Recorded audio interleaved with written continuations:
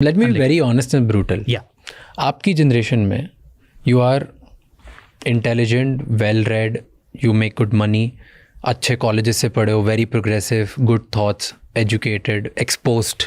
So you are like probably top 1% in the world of exposure and understanding. कि आप और आपके सारे फ्रेंड्स भी ऐसे होंगे कि top of the top institute, top of the top companies में काम किया है, right?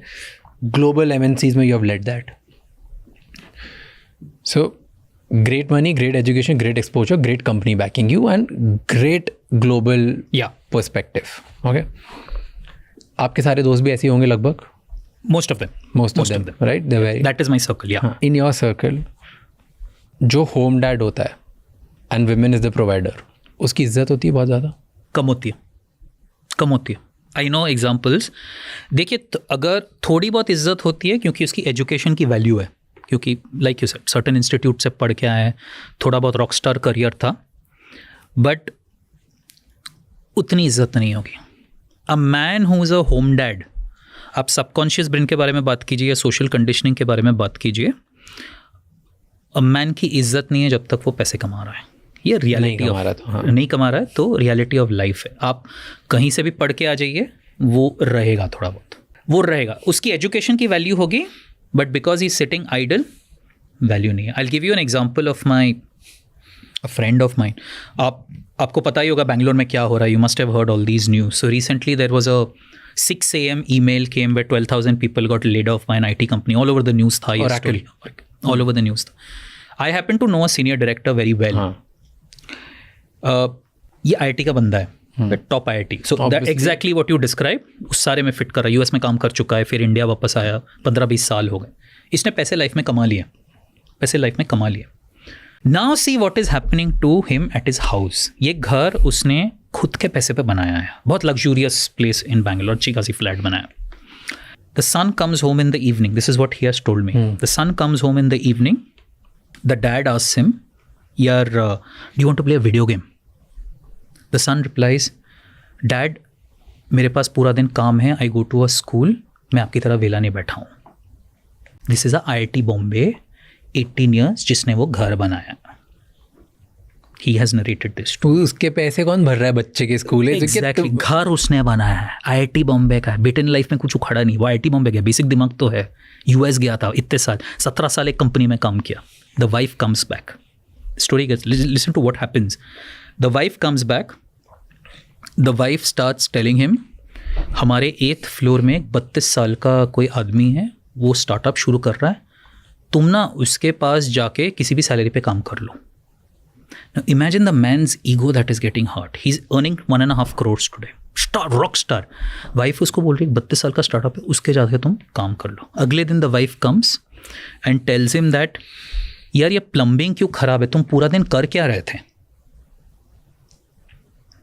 Assume the guy's background. घर उसने बनाया है, एक टेम्पररी ब्लिप है, वो नीचे जा रहा है. He stays in one of these fancy luxurious apartments. वो नीचे जा रहा है, उसको नेबर पूछ रहा है, वो आपका अभी भी ब्रेक चल रहा है, आप किराने का दुकान क्यों नहीं शुरू कर लेते, अच्छा बिजनेस है.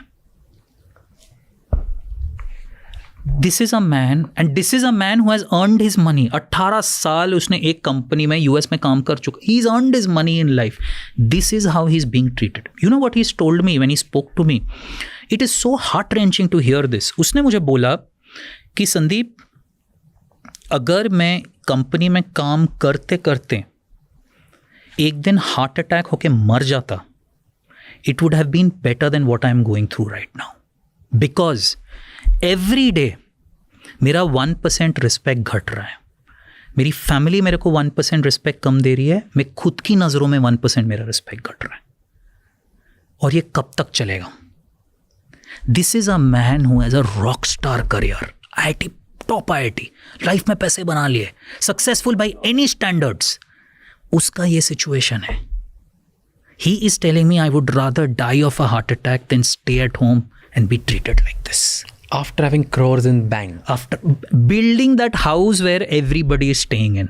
उसने बनाया है वो फ्लैट, और आज उसका एक टेम्पररी ब्लिप आया है, लोग उसको ऐसे ट्रीट कर रहे हैं. उसका बेटा उससे बदतमीजी ऐसे करा। मैंने अपने डैड को कभी ऐसा बोला होता ना तो पता नहीं क्या रिएक्ट, चप्पल belt treatment only. But this is the reality. So a man has to earn. Imagine a man कह रहा है कि मैं मर जाता, it is better than what I am going through right. Because this is heart wrenching. Because मैं तभी आपका पर्सपेक्टिव जानना चाह रहा था कि ये सब ट्रेंड्स और ये सारी चीज़ें अच्छी लगती है, and I want to be empathetic and I want to be like that कि everybody has that equal respect. And मेरी नज़रों में शायद सबकी इतनी रिस्पेक्ट होगी. और I wanted to ask you कि अगर टॉप ऑफ द सोसाइटी जो एजुकेटेड है, I am not that educated, I am not that, correct, I don't come from that society, तो अगर आप लोग ऐसा सोच रहे हो विच इज़ वाइल्ड, आप लोगों में कम इज्जत हो रही है उन लोगों की. क्योंकि जो मेरी सोसाइटी, जिस जगह पे मैं पला बड़ा हूँ राइट, इंदौर में, और जो मेरे आसपास जैसे लोग हैं, अगर आप लड़के हो और आप एक एज के ऊपर हो जाते हो 24, 25, 26 के बाद, उसके बाद अगर आप घर से बाहर रोज सुबह निकलते नहीं हो और काम नहीं करते हो तो आप निकम्मे हो. आपको जीने का अधिकार नहीं है, कुछ नहीं है. यू डोंट, आपकी कोई इज्जत नहीं है, आपके दोस्तों में इज्जत नहीं है, गर्लफ्रेंड बॉयफ्रेंड जो भी आपका पूल है उधर, female mating value, dating value, वहाँ आपकी कोई इज्जत नहीं है. आपके माँ बाप कितने भी रईस हो, अरेंज मैरिज में भी आपकी कोई इज्जत नहीं है. आपके खुद के घर वाले आपकी कोई इज्जत नहीं करते. आप बाहर जाते हो और अगर आपके पापा या मम्मी या दादा जिनका बहुत बड़ा बिजनेस है, उस बिज़नेस में 5,000 लोग काम करते हैं, आप वहाँ जाते हो और सिर्फ वहाँ जाके भी बैठते हो ना, वहाँ का जो एक इंटर्न है या शायद जो वॉचमैन है ना, वो भी आपकी इज्जत नहीं करता. करेक्ट. तो आप अगर लड़के हो तो घर से अगर आप निकले हो तो आपको पैसे कमाने ही हैं, नहीं तो आपकी इज्जत है ज़ीरो. कोई मैटर नहीं करता आप कितनी भी मॉडर्न सोसाइटी के हो, कोई मैटर नहीं करता कि आपकी पार्टनर बहुत कमाती है या आपके घर वाले बहुत कमाते हैं या आप जॉब ढूंढ रहे हो अभी क्योंकि temporary phase and you are learning and you are doing this.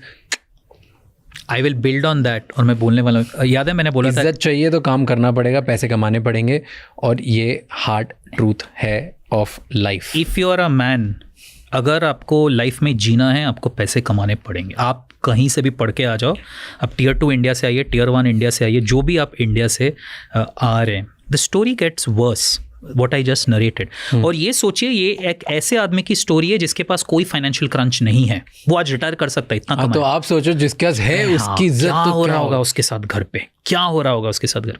Now see where this is going to go. आज वो किसी से बात नहीं कर पा रहा है, मेरे से बात कर रहा है. So I'll complete this part and then okay, and I know similar person आपके इसी स्टोरी का, so इसीलिए हम following up and then I'm cutting you. Similar अभी टेक ले ऑफ में मेरा एक दोस्त है, उसकी भी सेम नौकरी चली गई, उसकी गई. ओके, उसकी वाइफ और वो ऑलमोस्ट इक्वल कमाते थे. ओके, तो अगर और ज़्यादा नहीं कमाते थे, वाइफ कुछ 60-70 हज़ार रुपये कमाती है, वो 1-1.25 लाख रुपये कमाता था, somewhere in that range, almost same right. दोनों की नौकरी गई. पिछले 4 महीने से सब सिर्फ उसे ताने मार रहे हैं.